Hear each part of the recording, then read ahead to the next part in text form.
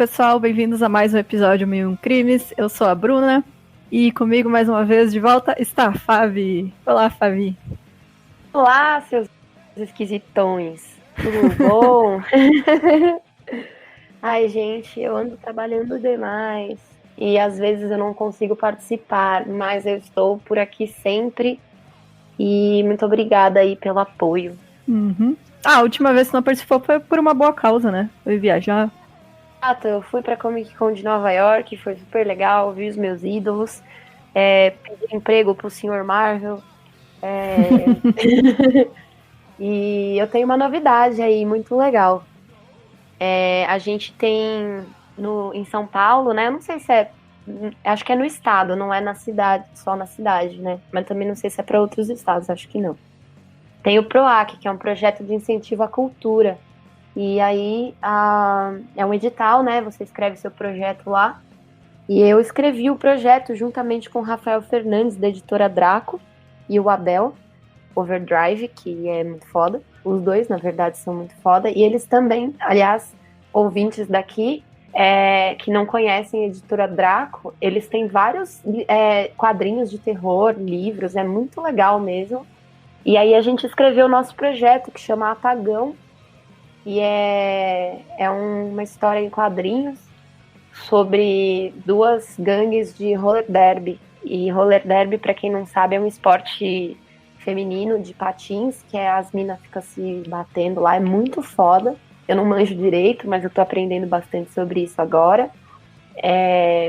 E aí, assim, acabou a luz em São Paulo por, sei lá, já faz uns 3 meses que deu um apagão, e aí, tipo, a cidade tá tomada, assim, e em terra de bolsominion, sem lei, assim, é mó doideira.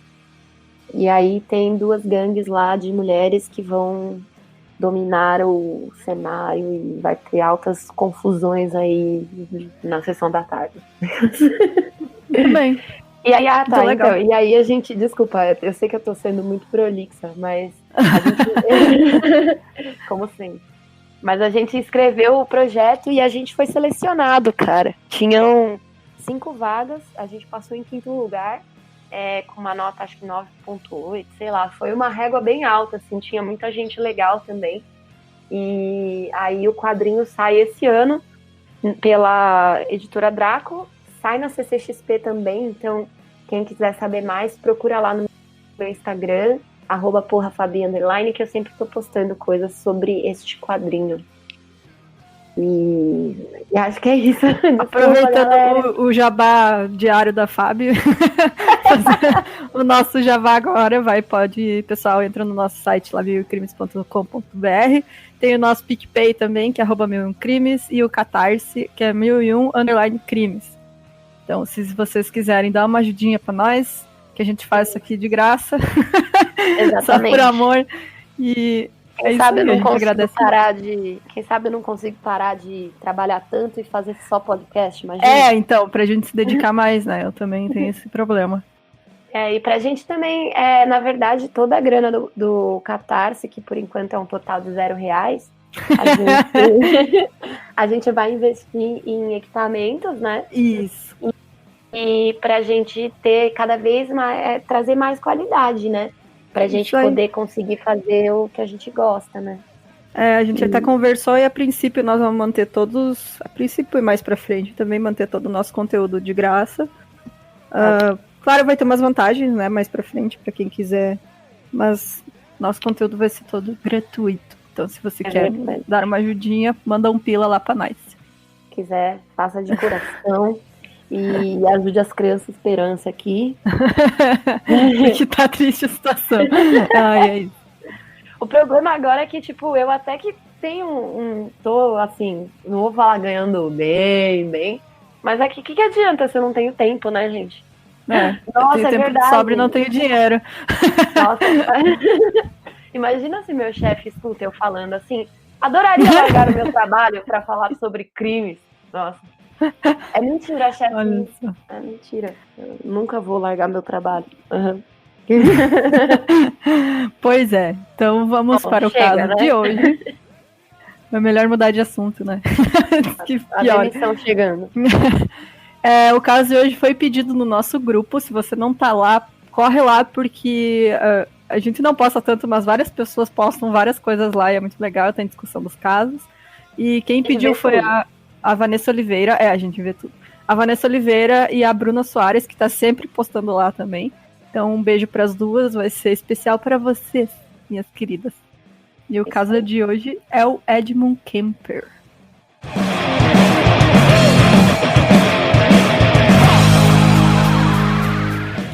Esse cara é muito doido. Meu, é foda. Nossa senhora. Começa ou começa, Bru? Você que sabe, quer começar? Quero começar, faz tempo que eu não gravo. Então vai.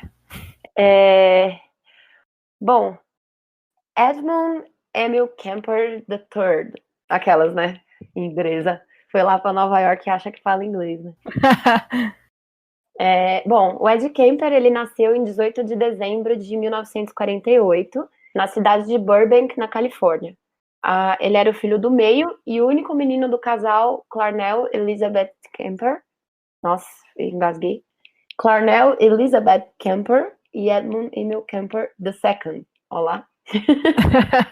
E teve o primeiro também, que era o avô. Provavelmente. E aí, o Edmund, que era o pai dele, era um veterano da Segunda Guerra, que depois de servir, ele testou armas nucleares no Oceano Pacífico, antes de retornar para a Califórnia e se tornar eletricista. A Clarnell, que é a esposa dele e mãe do Ed Kemper, ela sempre reclamava do trabalho do marido, dizendo que ele era inferior e que eles mereciam coisa melhor. Já o Edmund falava que as missões suicidas durante a guerra e os testes nucleares não eram nada comparados a viver com a Clarnell e que a mulher o afetava mais do que os 396 dias e noites batalhando no fronte. Que beleza. Nossa, imagina, que casal, né, paz e amor. Imagina a convivência nessa casa. Jesus. O Ed, então, ele sempre foi grande. Ele nasceu pesando 5,9 quilos. Ele era bem gigantão desde bebezinho. E aos 5 anos de idade, ele era muito mais alto que os colegas da escola. Além disso, ele também era bem inteligente. Tinha uma inteligência acima da média, com um QI de 145. Que eu andei pesquisando. Não que deva levar QI muito a sério, mas naquela época era levado. Que ele era bem inteligente. É porque, na real, também existem vários tipos de inteligência, né? Então. Tem QI musical e Isso. desenho e de matemático, sabe? Enfim. Sei lá se eu tô falando então, mas apesar de ele ser bem inteligente, tinha sinais de que tinha algo errado com ele. E esses sinais apareceram bem cedo. Ele dizia que ele sonhava em matar a mãe dele e decapitar mulheres. As brincadeiras favoritas dele com a irmã mais nova e um amigo incluíam cadeira elétrica, onde eles usavam uma poltrona velha para simular que estavam sendo eletrocutados, câmara de gás, que pelo que eu entendi, eles se trancavam em um quarto e tentavam prender a respiração. Não sei direito, essa eu não entendi como é que eles faziam. E uma outra também, que era enrolar um ao outro em um tapete bem grande para ver quem que conseguia sair mais rápido, se desenrolando ou tentando, né, se empurrar. Ele também adorava cortar a cabeça das bonecas da irmã dele. Isso me afeta bastante, assim, esse negócio. Pra quem não sabe, né, eu venho de família judia. E, cara, é bizarro num nível brincar de câmara de gás. Pois é. Nossa, cara, imagina, né? É muito surreal. E todo aquele ambiente de briga dos pais em casa não era saudável, assim, para as crianças, né? Então... Não era. E, inclusive, ele sofria bullying das irmãs também, né? Teve uma situação... E também, mais pra frente, a gente vê os abusos da mãe dele também, né? Então, eles basicamente estavam criando um psicopata dentro de casa. Ele tem toda aquela... Como chama a tríplice que você fala? Sim, é um cara, né, que inventou? Que quando você... São 3 coisas, né? 3 fatores que eles aparecem em muitos serial killers, né? Que é a tríade do McDonald, que é um cara que inventou isso, dos psicopatas. Exatamente. Quais são os 3 fatores? Crueldade de animais, fazer xixi na cama e também tacar fogo em coisas. Exato. Aí eu não sei se ele tacava fogo em coisas, mas eu sei que ele também sofria muito bullying das irmãs, né? Porque a mãe dele humilhava ele o tempo todo. E em uma ocasião, quando a irmã mais velha provocou ele com aquelas brincadeiras de criança, falando: Ah, por que você não beija sua professora? Ele respondeu que teria que matá-la para fazer isso. Que lindo. Inclusive, ele também admitiu que ele pegava a baioneta do pai dele e ia até a casa da professora para ficar observando ela pela janela. Parabéns. Ele também passou por duas experiências bem traumáticas, que uma foi a sua irmã tentando empurrar ele na frente de um trem, e a outra foi quando ela conseguiu empurrar ele na parte funda de uma piscina, e ele quase se afogou. Ele também, com essa brincadeira aí da professora e tudo mais, ele não parava apenas na brincadeira, né? E quando ele tinha... agora, assim, o gatilho... Bom, esse episódio inteiro é um gatilho, né? Uhum. Porque a gente vai falar sobre maus tratos animais, estupro, enfim, vocês estão ouvindo um podcast de crime, né, gente? Bom, quando ele tinha 10 anos, ele enterrou vivo o gato da família, e depois que o bicho morreu, ele desenterrou e decapitou o corpo, colocando a cabeça num espeto. Ele admite que sentiu prazer ao mentir para a família sobre ter matado o gato. Aos 13 anos, ele matou outro gato da família porque o bicho gostava mais da irmã dele. Gente, que horror. Ele guardou pedaços do gato morto no guarda-roupa até a mãe dele encontrar. Então, Gente, bem, essa tríade do McDonald, ele não necessariamente precisa completar as três, né? Uma exato. delas já é sinal de que tem algo errado, Vou ser bem psicologicamente. honesta, assim, eu sou vegana, né? E cara, esse lance de maltrato com animal mexe muito mais comigo do que maltrato com pessoas. Óbvio que as duas coisas são igualmente terríveis. Mas, gente, um animalzinho é tipo um bebê, né? É, né? Foda, meu. O bicho não tem nem como demonstrar, né? Cara, né? Além de gritar de dor, sei lá. Nossa, credo. Mas então o Kemper, ele tinha muito um relacionamento, ele tinha um relacionamento muito mais próximo com o pai dele. Obviamente porque a mãe dele tratava ele mal, né? Porque ela dizia também que ele lembrava muito o pai. E aí ela brigava com o pai e brigava com ele por consequência. E ele ficou devastado quando eles se separaram, porque aí ele teria que morar só com a mãe. E eles brigavam o tempo todo e ele era constantemente abusado por ela. Ela maltratava, humilhava, dizia que ele era um inútil, como o pai dele, e por aí vai. A Clarnell, então, tinha transtorno de personalidade borderline, e as pessoas que conviveram com ela diziam que ela era extremamente neurótica, dominante, e além disso, ela era alcoólatra. Então, quando ela tinha as crises dela, ela descontava todas no Ed. Eu E posso, várias. Oi, desculpa pode te falar. interromper, eu vou fazer um adendo aqui. Hoje, já que estou compartilhando muitas informações, eu estou falando mais com o homem da cobra, porque acho que estava com saudade de falar. Eu queria, assim, sou diagnosticada com transtorno borderline também, né? Uhum. E assim, cara, é muito difícil, não justifica em nada. Eu fiz muito tratamento, faço terapia até hoje em dia não tomo mais nenhum remédio, mas é um transtorno que ele é muito desafiador para os próprios psiquiatras, assim, porque ele não tem cura, né? O que acontece é que ele melhora depois que você vai ficando mais velho. Só que assim, a gente tem que pensar que naquela época, inclusive até hoje, as pessoas ignoram a saúde mental, né? É bem negligenciado. Uhum. Mas é isso, agora vocês sabem um pouquinho mais de mim, pra variar. Eu imagino que ela não fazia tratamento, né? Pelo Então, visto, eu acho que informação não. nenhuma que ela se tratava com psicólogo, psiquiatra ou tomava remédio. Eu acho que não. Ela bebia, eu acho, pra tentar resolver Não, as crises. Ela é eu alcoólatra. também faço isso. Não recomendamos. Mas não eu façam acredito isso, gente. que, e assim, realmente, uma das coisas que o meu psiquiatra sempre me disse é que, assim, o abuso de qualquer substância, né, não que eu abuse de substâncias, mas, por exemplo, o álcool, ele é um depressor do sistema nervoso central. Então, assim, quando você bebe, no dia seguinte, você, além da ressaca, né, você fica deprimido. E se você já é uma pessoa que tem depressão, só vai piorar. Tanto que hoje em dia, tipo, eu bebo muito pouco, porque eu sei que no dia seguinte eu estarei não só de ressaca, mas mais deprimida do que o normal, né? Então, ela fazia isso, bebia constantemente e descontava no filho, né? Exato, Então, cara. várias vezes ela obrigava ele a dormir trancado no porão da casa também, porque ela dizia que ele tinha medo que machucasse as irmãs dele. Não sei se tinha algum fundamento isso, mas mesmo se tivesse, cara, é uma criança, sabe? Nenhuma criança merece isso. Manda o menino pra um psicólogo, Exato. sabe? Porra. Eu não sei você, mas eu tenho muito medo de escuro. Imagina alguém te obrigar. Criança, cara, toda Cara, criança tem medo de escuro. Imagina você dormir lá no frio, no escuro. nossa, velho, que horror, né? E aí também ela sempre humilhava ele por ele ser muito grande e fazia piadas com o tamanho dele. Aos 15 anos ele já tinha 1,93 m. E desde sempre ela se recusou a dar colo pra ele, desde bebê. E nunca foi muito carinhosa, com medo de que ele se tornasse gay. Gente.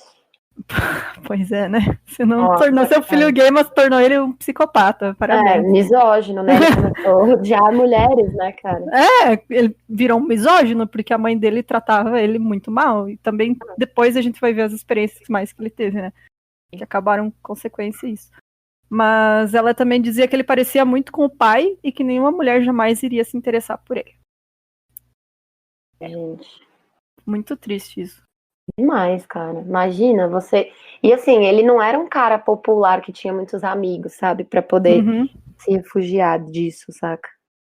As professoras da escola diziam que ele era um aluno mediano e que não queria chamar atenção. Ele chamava atenção pelo tamanho dele, porque ele sempre foi muito alto. Mas, além disso, assim, ele nem falava muito porque ele não queria que dessem atenção pra ele. Acho que ele queria meio se isolar, assim, pra não sofrer como ele sofreu em casa, né? Então ele fugiu pra casa do pai dele, aí ele descobriu que o pai dele tinha arrumado outra mulher e tinha uma nova família. E tinha até um enteado. O Kemper, então, ficou com o pai por um curto período de tempo, até que o pai mandou ele pra casa dos avós paternos. Então, além de tudo, ele é rejeitado pelo próprio pai. Tipo, cara, foda, né? O cara, tipo assim, a gente, óbvio que não justifica o comportamento dele, mas a gente consegue perceber como é estruturado, né? Como as coisas vão se tornando, como o cara vai se tornando essa pessoa, né? Exato, se ele tivesse uma família que apoiasse ele, se ele tivesse acesso, ele e a mãe tivessem acesso ao tratamento psicológico, os dois, né? Com certeza, sabe, ele era muito inteligente, com certeza ele não faria esse tipo usado pro bem, que ele né? fez. Então ele foi morar com os avós, mas ele odiava morar com os avós dele. Ele dizia que o avô dele era senil e que a avó vivia agredindo a masculinidade dele e do avô. Ele constantemente mirava com um rifle na direção da avó sem que ela soubesse e imaginava ela cheia de buracos de bala. Nessa época, ele já tinha começado a aprender sobre armas de fogo e tinha esse rifle, né, que ele usava. Mas os avós dele tomaram esse rifle depois dele ter matado vários pássaros e animais pequenos nas redondezas. A tensão entre eles só aumentava e Mulder, que era a avó do Ed, chegou a levar junto a arma do marido, que era uma 45, se eu não me engano, com medo de que o Ed pegasse ela, a arma. Então, ele descobriu isso, levou como um insulto a falta de confiança da avó sobre ele. Então, ele saiu da casa da mãe e começou a ter pensamento. Assustado, né? Ela já estava bem desconfiada dele, assim, pelo comportamento dele, né? Eram os avós paternos dele, né? Era o pai e a mãe do pai dele, os dois. Porque, assim, se a gente for pensar, né? Cara, eu, pelo menos, de tudo que eu vivi, que eu já vi, e que não é muito, mas a gente pensa que o quê? Se você dá um animalzinho para uma criança, a primeira reação dessa criança é cuidar do animal, não é machucar o animal, né? E se machucar é sem querer, né? Tipo, botar na boca, sabe? Sim. Coisa de criança pequena. Exato. E assim, com 15 anos... já não é mais tão criança, já tem uma noção do que tá fazendo. Exatamente. E, tipo, eu aposto que vários dos nossos ouvintes aqui têm cachorro desde criança, ninguém matou o cachorro por diversão, né? Ou o gato. Bem problemático. Exatamente. Então, em 27 de agosto de 64, ele estava com 15 anos e ele ia finalmente descontar a raiva de seus avós. Ele estava na cozinha com a avó quando os dois começaram a discutir e ela estava escrevendo, ela escrevia livros infantis, ela estava escrevendo na mesa da cozinha e quando ele estava saindo com o rifle, foi então que ela disse... Eu acho, desculpa te interromper, eu acho que eu escrevi aqui, eu pulei come bola. Pulou mesmo. Ele tava indo caçar, ele tava indo, tipo, isso, fazer alguma coisa com o Ele tava indo caçar passarinho, de novo, e ela falou pra ele, não vai matar passarinho, não pode. E aí ele ficou puto da cara, e ele tava saindo com o rifle. E aí ele foi até o lado de fora, na porta, e virou, lá de fora ele viu ela de costas pra ele, e aí ele virou na direção dela e atirou na cabeça dela, e ele ainda atirou depois que ela caiu mais 2 vezes nas costas. Algumas pra garantir que ela morresse. Algumas publicações dizem que ele também esfaqueou o corpo após matá-la. E aí ele enrolou a cabeça dela numa toalha para não deixar o sangue espalhar e arrastou o corpo até um quarto. O avô dele tinha saído para fazer compras e quando ele retornou, o Kemper atirou nele na entrada da garagem e escondeu o corpo. E mais tarde ele disse que matou o avô para que ele não soubesse que a esposa tinha sido assassinada. Ele dizia que o avô ia ter um ataque cardíaco quando soubesse e por isso queria poupar ele do susto de ter que viver sem a mulher e matou ele também. Eu nem sei o que dizer. Então. É complicado, né? Não tem muito o que dizer, né? Tipo, parabéns. Aí, né? após o crime, ele ligou pra mãe dele. Em vez de ligar pra polícia, ele ligou pra mãe. E a mãe dele instruiu ele para ligar para as autoridades e dizer o que tinha acontecido. Felizmente, né, ela ligou. Mandou ele ligar pra polícia. Ele ligou, né? Ainda bem. Ligou e quando ele foi questionado pelos policiais, ele disse que só queria saber como seria matar a avó. Como será, né? Como seria? Seria assim, desse jeito aí. Muito, bizarro, né? Ele, depois desses crimes, né, quando a polícia chegou e questionou, ele foi enviado para o juizado de menores da Califórnia. E aí ele foi colocado sob uma variedade de testes, e aí nesses testes eles determinaram que ele tinha um QI muito alto, né? Como a gente já tinha dito aqui antes, foi assim que eles descobriram. E só que ele também sofria de esquizofrenia paranoide. Ou seja, é um braço, né, da esquizofrenia em que a pessoa tem alucinações mesmo e fica paranoica, ela acha que está sendo perseguida. E, bom, eu não sou psiquiatra para falar melhor, né? Mas, enfim, eventualmente ele foi enviado para o Atascadero State Hospital, que é uma facilidade de segurança máxima para condenados com problemas mentais. Não é uma prisão, é como se fosse um sanatório, né? E para condenados que têm problemas. Eu não sei se o termo certo é problema mental, né? Eu não tenho certeza, mas enfim, pessoas que foram julgadas incapazes, né? Cometeram crimes, mas que aos olhos da justiça elas precisam ter alguns transtornos psiquiátrico ou psicológico, e aí elas precisam de tratamento e não punição. Então elas eram levadas para esse lugar. Eu não tenho certeza se esse lugar era só para menores de idade ou se era geral mesmo. Eu também não achei informação. Acho que é geral. Eu não tenho certeza. Mas, assim, chegando lá, ele era muito inteligente, né? E acabou se tornando assistente dos médicos. Então, ele sempre ajudava a fazer os testes psicológicos nos outros presos.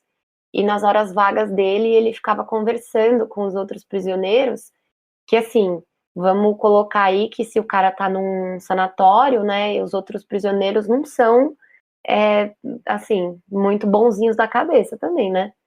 E eles sempre contavam para ele todo tipo de história. E as favoritas dele eram as histórias dos estupradores em série.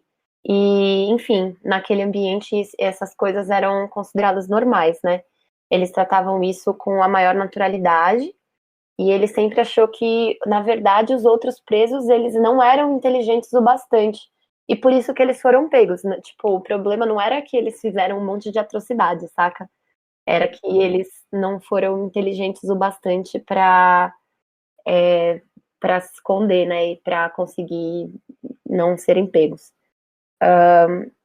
enfim, ele passou todo esse tempo ouvindo essas histórias e foi guardando para si os detalhes e planejando como ele faria quando fosse a vez dele. Ele não dividia essas fantasias com os médicos e psiquiatras, e ele mantinha uma fachada de arrependimento e educação. Ele foi super elogiado, né? Uhum. Ele era um prisioneiro modelo, né, na verdade. Exatamente. Super, super educado. Sociopata total, né, cara? E, enfim, ele chegou até dizer que havia se convertido religiosamente, e ele sempre citava passagens bíblicas para convencer os outros.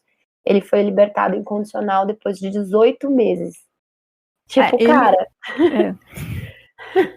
O Kemper é um caso muito interessante porque ele deu muita entrevista depois que ele foi preso. Verdade. Ele tá vivo ainda, assim, né? Ele tá preso ainda. E é bizarro porque ele tem consciência de tudo que ele fez. Assim, não é o cara, não sabia o que tava fazendo. Ele tem plena consciência, ele até pensa e fica, tipo, discutindo com os entrevistadores por que ele fez aquilo, sabe? Ele mesmo se analisa, é muito louco. E aí ele fala que nessa época que ele estava preso e ele ajudava a fazer os testes nos outros presos, ele decorava as respostas que os médicos queriam. Então ele sabia como responder aqueles questionários, sabe? Para saber se ele estava bem e se estava recuperado. Nossa, foi assim que ele conseguiu foi assim que ele conseguiu sair. Ele foi esperto para ver, tipo, os caras querem que eu responda isso, isso, isso. Então ele ia lá e respondia o que eles queriam ouvir. Nossa, cara, eu acho... esses dias eu tava vendo um negócio que é a diferença do sociopata pro psicopata, né? E os levels de psicopatia que existem. Os psicopatas, eles não entendem a gravidade do que eles estão fazendo, né? Eles só querem fazer aquilo e eles vão fazer não importa o custo, né? Então, eu quero matar alguém, não importa se para isso eu tenho que tirar a vida de alguém, entendeu? E aí o sociopata, ele sabe de tudo o que está acontecendo, ele sabe que o que ele faz é errado, ele tem um certo nível de emoção ali, né, de sentimentos, mas ele consegue se disfarçar muito bem na sociedade, ele né? Finge, cara, ele é um cidadão modelo, porque aí tem outra fachada dele, que é aquela pessoa que faz coisas horríveis. Aí como ele sabe como se comportar em sociedade, parecer ser uma pessoa normal, Cara, é muito bizarro, isso é muito louco. Muito doido, né, velho? Dá muito medo, porque tu pensa, cara, qualquer um que você pode encontrar na rua pode ser uma pessoa assim, sabe? Parece meu ex-namorado. Ai, foda, né? Que horror. Inclusive, tô expondo ele lá no Instagram. Vai lá ver, macho escroto. Foda, meu. E isso acontece em vários casos, né? Tem de pessoas que depois que foram presas descobriram, todo mundo, nossa, nem imaginava, sabe? Porque a pessoa consegue transparecer essa fachada. Exatamente. E eles têm também eles sempre têm esse transtorno, como que é? Personalidade narcisista, né? Uhum. Que é tipo, ele sempre vai se achar muito mais... Bom, ali a gente viu, né? Ele falando que os outros presos não eram inteligentes bastante e tal. Enfim. Bom, então em 1969 ele foi solto, ele tinha recém completado 21 anos. E apesar das recomendações do médico da prisão para que ele não voltasse a viver com a mãe por conta dos abusos psicológicos, ele voltou a morar com ela em Santa Cruz, na Califórnia, que é onde ela tinha se mudado. Ela inclusive tinha casado já e separado, mais uma vez. E ela trabalhava na Universidade da Califórnia. Ele estudava numa universidade comunitária e trabalhou em vários lugares até parar em um emprego no departamento de transportes em 1971. Ele sonhava em ser policial, era o sonho dele, assim. Queria ser polícia. Mas defender a sociedade. Então, que ironia, né? Mas devido ao tamanho dele, ele não era aceito como recruta. Eles têm altura e peso mínimos e também tem altura e peso máximos, né, para você poder ser policial. E ele media 2,10 metros e pesava mais de 136 quilos. Ele era enorme de alto. O cara era gigante. Ele era muito gigante. E aí ele tinha esse apelido que era o Big Ed, que era o Ed grande, né? Cara, a gente só ia falar um negócio, esse lance de que ironia ele ser um policial, ou não, né? Porque se a gente for pensar, né, tem uma polícia bem truculenta por aí, não é mesmo? Também vai deixando aquele oi para os nossos amigos bolsominions, né? Vai saber também se ele queria ser policial para ter acesso também mais perto a, sabe, a arma, ou tipo, para ter uma cobertura para ele poder fazer outras coisas, e aí ele não ia ser tão facilmente pego por estar lá dentro, enfim. Não tem como saber se ele queria mesmo por coisa boa ou coisa ruim, né? E... Hã? Não dá pra saber. Mesmo sem conseguir trabalhar para a polícia, então, ele mantinha um contato próximo com guardas, porque ele frequentava o mesmo bar que eles, que era um bar chamado de Jury Room, e era lá que ele mais tarde ficou a par das investigações sobre os assassinatos que ele cometeu. Jury Room significa sala do júri. Isso aí. E todas as policiais iam lá, e ele também estava sempre por lá, e ele sempre foi muito amigável com eles, e aí, tipo, conversava com os policiais. Eles sabiam que ele queria ser polícia e tal, mas não tinha conseguido, e, tipo, ele aparentemente era um cara super normal. Se passava por um cara comum, né? A polícia confiava nele, assim, porque ele era muito amigável com todo mundo. Então ele juntou dinheiro suficiente com esse emprego, né, no departamento de transportes, para se mudar, e foi morar com um amigo na tentativa de se afastar da mãe. Mas não conseguiu, porque ela sempre ligava e ela aparecia lá fazendo visita surpresa na casa dele várias vezes. Assim. Nossa, como eu amo visita surpresa. Meu Cara, Deus. finge que não tô em casa, sabe? Não atendo no telefone, vou atender a porta, você tá maluco? Visita surpresa é um negócio. Sério, eu tenho uma tia que, cara, ela sempre aparece do nada. Do nada. Eu fico indignada. Enfim, continue. É por isso que a gente mora longe, em outra cidade. Você sabe quando eles estão vindo. E aí, então, nessa mesma época, ele namorava uma menina de 16 anos. E ela estava no ensino médio ainda. E eles chegaram até a ficar noivos. Sinais, não é mesmo?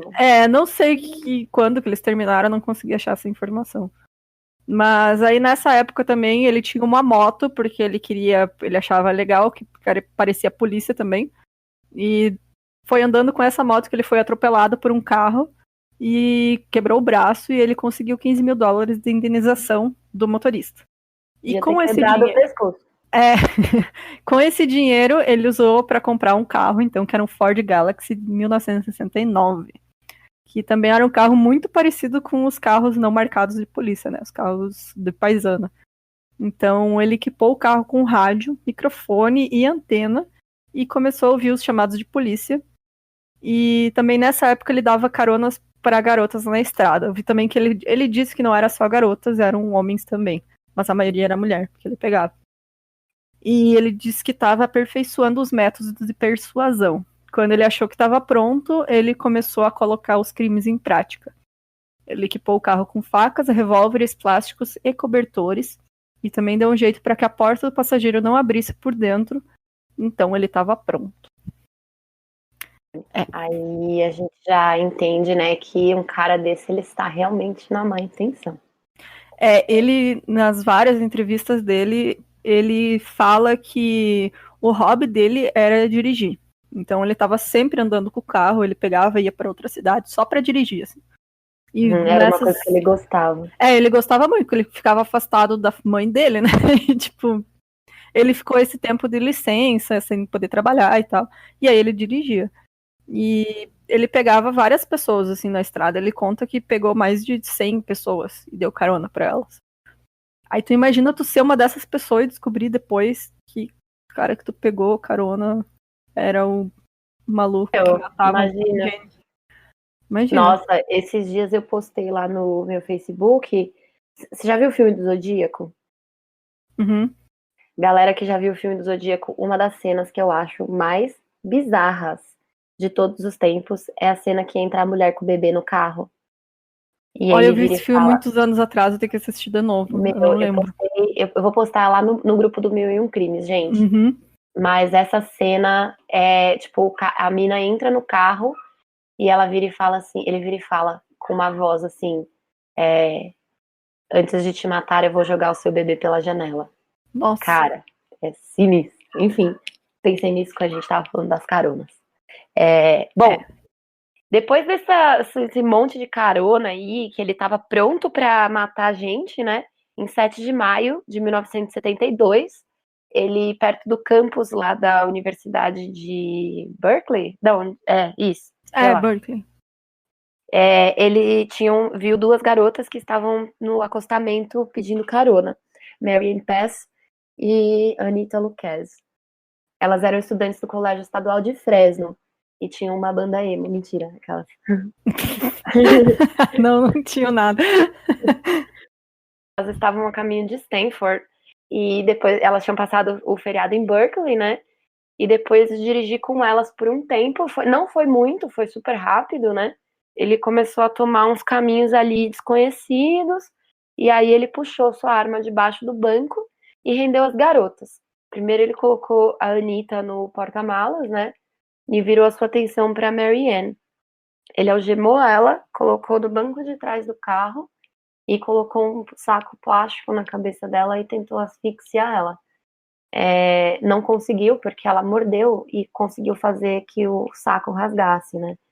E aí ele, desesperado, pegou a sua faca, começou a atingi-la com golpes nas costas. Por fim, então, ele cortou a sua garganta e então ele estava pronto para a sua próxima vítima, a Anita, que ele tinha deixado no porta-malas. Então ele pegou outra faca maior e foi em direção à Anita no porta-mala. E quando abriu, começou a esfaqueá-la repetidamente e a matou rapidamente. Ele colocou os dois corpos no porta-malas e foi em direção à sua casa. E no caminho para casa foi parado por um policial que não desconfiou de nada e o liberou. Muito louco. Eu vi, ele fala também dessas duas meninas que ele mata. Ele inclusive diz que ele não planejava matar elas quando ele pegou elas duas, assim como ele tinha pego várias pessoas antes. Mas que ele agiu por impulso e que ele não, tipo... Ele fez muita burrada, sabe? Ele fala que ele deveria ter sido pego várias vezes e fez muita merda, porque ele fez tudo no calor da emoção ali. Então, ele tinha uma arma e ele não usou, ele esqueceu da arma. Ele mesmo fala isso, que quando ele vai pro porta-mala pra pegar outra menina, a arma cai no chão, e aí que ele lembra que ele tem uma arma. E inclusive tem uma hora que ele se desespera, porque ele acha que trancou a chave no porta-mala junto com a menina. Porque ele não consegue encontrar as chaves. Nossa, cara. E aí, ainda assim, né? E ele bateu no porta-mala, batia muito, daí ele parou, falou, não, vou respirar fundo e pensar o que eu vou fazer. E aí ele começou a procurar em todos os bolsos e viu que ele tinha colocado num bolso que ele nunca colocava as chaves. E aí guardou a arma de novo e foi lá e matou a outra menina. Nossa, cara. É bem surreal. Ele, então, pegou os corpos das meninas, né? E levou para casa. E aí, como ele acho que já tinha se acalmado, né? Ele decidiu que ele ia desfrutar, entre aspas aí, tá? Dos corpos com toda a calma do mundo, né? Ele tinha comprado uma mesa que ele tinha comprado justamente para isso, para colocar os corpos, dissecá-los. E então ele começou. Primeiro ele abriu a Marianne, estudou ela inteira, ali, né, o corpo, matou a sua curiosidade. Ele tirou fotos, né, documentou todo o processo, e aí ele guardou os restos dela no mesmo saco que ele tinha usado para guardar enfim, eu tô me atropelando aqui, mas primeiro ele guardou os restos dela, e aí ele cortou a sua cabeça. Depois ele foi pra Anita, também decapitou ela, e aí praticou necrofilia com os cadáveres das garotas, né? Cara, o roommate dele aí não estava na casa, né? Eu queria deixar assim, eu acho muito, muito violento, né, esse ataque dele. E ele era um cara muito surreal de mal e de toda a personificação de maldade que a gente pode pensar, né? Eu acho que o pior dele é ele ter essa noção do que ele tava fazendo e se analisar, sabe? Porque Exatamente. tu vê as entrevistas dele, é muito louco, porque ele fala numa calma, e ele mesmo fica, tipo, teorizando por que será que ele fez, por que ele tem essa fixação por decapitar mulher, porque não sei o que, sabe? Ele mesmo fica pensando isso, e daí você fica, cara, o cara é muito louco, meu. Não, e tipo, ele pegou depois, né, e jogou os restos dos corpos das meninas, né, E aí, até hoje parece que não encontraram, né, o da Anitta. A Anitta, nem o corpo, nem a cabeça dela nunca foi encontrado. Exatamente. Ele, cara, e pra gente ver, né, o quanto a misoginia, né, Tanto ela que ele via a necrofilia como um modo de como é que fala? Humilhar. A humilhação máxima no corpo de alguém é você estuprar aquele corpo, sabe? A pessoa já tá morta, não tem como nem falar não, assim, mais. Então, pra ele, era exatamente isso, ele tava humilhando aqueles cadáveres, sabe? ele odiava mesmo mulheres, né, cara? É. É muito doido, assim. Se você vê a foto das meninas, elas são lindas, né, cara? E todo mundo que conhecia as meninas dizia que elas eram incríveis e que elas eram muito legais, sabe? E que elas iluminavam o ambiente, elas eram super amigas, né? Elas costumavam pegar caronas juntas nessa região aí mesmo. Porque era uma prática meio que comum, né? Era muito comum e elas, imagina, né? Elas estavam em duas, elas imaginavam que não ia acontecer nada, porque, né? Elas não estavam sozinhas, tinha uma outra. Mas ele mesmo diz que ele praticou muitas vezes, porque ele era um cara gigante, sozinho, num carro. E aí ele praticava como é que as mulheres iam ter confiança nele. Então ele disse que ele via alguma menina pedindo carona, ele não ia desesperado parando o carro, sabe? Ele fingia que não tinha visto, e aí parava, fingia que não tinha tempo, falava, ah, não, não vou conseguir, não vai dar tempo, não sei o quê. E aí, tipo, elas pensavam, ah, esse cara é de boa, sabe? E também ele tinha um adesivo no carro, né, eles tinham, na universidade, existiam pessoas que podiam dar carona para estudantes, e elas tinham esse adesivo. E aí ele tinha esse adesivo no carro porque ele ia buscar a mãe dele lá onde ela trabalhava, na universidade. Então elas viam isso e, tipo, ah, esse cara é de boa, ele tem um adesivo ali, não vai acontecer nada e pá. É, tem assim, ele relata, né, esse assassinato das duas meninas e, e ele, tipo, ele fala, né, que hoje em dia ele fala assim, ah, eu odeio entrar em tantos detalhes sobre isso, né, mas a minha memória tende a ser muito meticulosa, assim, sabe? Então ele realmente ele relata os detalhes com uma frieza, assim, sabe? Pra quem não viu, eu recomendo muito ver o Mindhunter. A primeira temporada é muito boa, saiu a segunda já também, é ótima. Mas na primeira, aquele cara que pegaram pra fazer ele, o Kemper, gente, tipo, é bizarro de tão igual que ficou, assim. Tem inclusive comparações em vídeo, né, da série e dos documentos, das filmagens dele, dando entrevista e tal. E é muito igual, gente, sério. É bizarríssimo. É igualzinho. E quando eles levaram, porque assim, tem um momento que eles levam o camper pra fazer, pra mostrar onde tem os restos, né? E ele vai direto no lugar exato onde está o corpo da Marianne. Tipo, ele é muito, ele consegue ser muito pontual, é muito meticuloso com isso. O cara é tipo, mano, ele é sinistrão assim mesmo, sabe? Surreal, assim. Eu odeio ele, cara. Tipo, o É, ódio que ele tem por mulheres é muito grande e ele comenta que ele ainda tem as almas delas, né? Ele fala disso que ele eu tenho os espíritos delas comigo e tal, enfim. Acho que sobre a Marianne e a Anitta, a gente já falou tudo, né? e infelizmente vamos terminar por aqui, pessoal. Já pedi desculpa, eu fico muito puta quando fazem isso, mas eu vou fazer também. É, Dividir o episódio em dois. porque é muita coisa, né? E a gente quer É um falar com caso mais muito grande. detalhe. É, Exatamente. A gente quer explicar tudo certinho, mesmo porque ele é um dos serial killers mais buscados, né, atualmente, por causa do Mindhunter também, né? trouxe de volta, botou ele à tona de novo. E é muito impressionante o caso. A gente vai deixar o link lá no site para para as entrevistas, né, e os nomes das coisas que a gente está citando aqui. E aí, vocês quiserem, podem comentar lá com a gente no grupo do Facebook para a gente conversar sobre. caso vocês saibam de alguma coisa que a gente deixou passar, né? Uhum. E eu queria agradecer todo mundo. Até semana que vem. E quem quiser, não procura o caso na internet para não tomar spoiler. Espera a gente contar. Exatamente. Senão, se você for muito curioso, procura para te ver o que aconteceu. Mas no próximo episódio a gente vai falar mais sobre isso, o as Mind outras Hunter. vítimas. Isso. O Mind Hunter, as outras vítimas, como ele foi pego e o julgamento. Exatamente. Então, a gente vai cobrir tudo isso. Eu queria agradecer e aí, até mais, seus estranhos. Beleza, até mais, pessoal.